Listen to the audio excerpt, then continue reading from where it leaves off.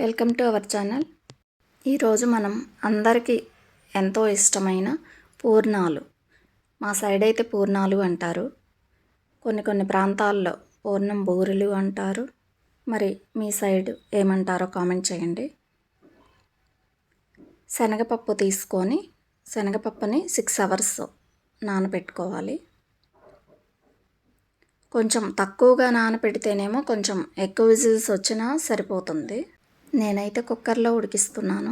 అవి మునిగే వరకు వాటర్ పోసుకొని 3 విజిల్స్ రానిచ్చి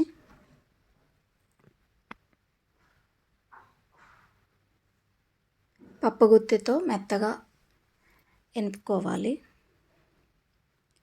తర్వాత దీంట్లోకి సరిపడా బెల్లం వేసుకొని బాగా కలిపి కొద్దిసేపు ఉడికించాలి. బెల్లం స్వీట్కి తగ్గట్టు చూసుకొని యాడ్ చేసుకోవాలి. పూర్ణాలు కొంచెం స్వీట్గా ఉంటేనే బాగుంటుంది తినేటప్పుడు. మీ టేస్ట్కి తగ్గట్టు బెల్లం యాడ్ చేసుకోండి. శనగపప్పు కొంచెం పలుకుగా బరకగా తగులుతూ ఉంటేనే బాగుంటుంది. మరీ మెత్తగా పేస్ట్ లాగా అయిపోయినా కూడా అంత టేస్ట్గా ఉండవు.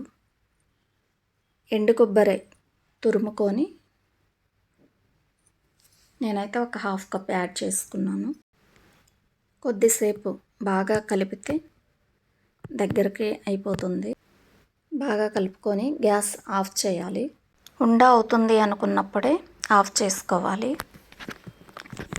కొంచెం పిండి గట్టిగా ఉడకనిచ్చి ఉండలాగా ఫామ్ అయినప్పుడు ఫ్రిడ్జ్లో పెట్టుకున్నా కూడా మనకి 20 డేస్ ఉంటుంది. ఎందుకంటే మనం బెల్లంలో కొద్దిసేపు ఎక్కువ ఉడికించాం కదా, అందుకని.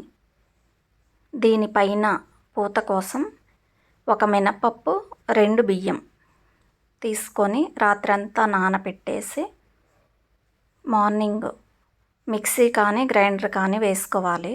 అలా ఆ థిక్నెస్ ఉండాలి. లేకపోతే కొంచెం లూజ్ అయిపోయిందంటే ఆయిల్ తీయడము, లేకపోతే ఆ పూర్ణం మీద పిండి నిలబడదు. అప్పుడు ఏం జరుగుతుందంటే ఆయిల్లో వేసిన వెంటనే పూర్ణం లోపల ఉన్న పిండి ఆయిల్లో పడిపోయి ఆయిల్ అంతా పాడవుతుంది. అలా జరగకూడదు అంటే పిండి కొంచెం థిక్నెస్గా ఉండాలి. దీనికి చిన్న టిప్స్ ఏంటంటే, పిండి మనకి లూజ్ అయిపోతే వరిపిండి యాడ్ చేసుకోండి. అప్పుడు పూర్ణాలు పగిలిపోకుండా వస్తాయి. అదే ఆయిల్ తీస్తుంటే కొంచెం మైదా యాడ్ చేసుకోవచ్చు. అప్పుడు పూర్ణాలు బాగా పర్ఫెక్ట్గా వస్తాయి. నాకైతే పర్ఫెక్ట్గానే వచ్చాయండి. నేనేమీ యాడ్ చేయలేదు.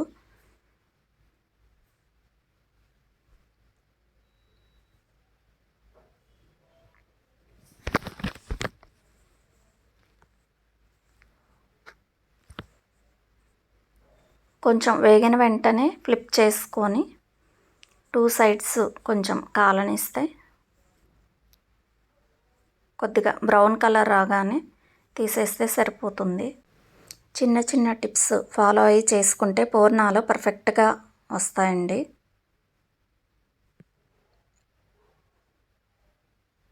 అస్సలు ఆయిల్ తీయవు. ఆయిల్ తీస్తున్నాయి అనుకుంటే కొంచెం మైదా యాడ్ చేసుకోండి.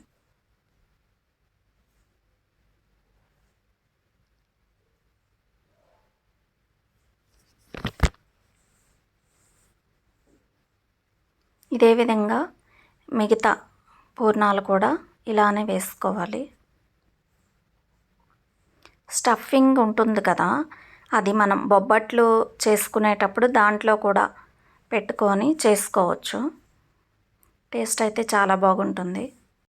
పూర్ణాలు చేసుకున్న తర్వాత కాస్త కూస్తో పై పిండి అయితే మిగిలి ఉంటుంది కదా, అవి నేను ఇలా పునుగుల్లాగా వేసుకున్నాను. నచ్చితే ఒక లైక్ చేయండి, షేర్ చేయండి. Thank you for watching.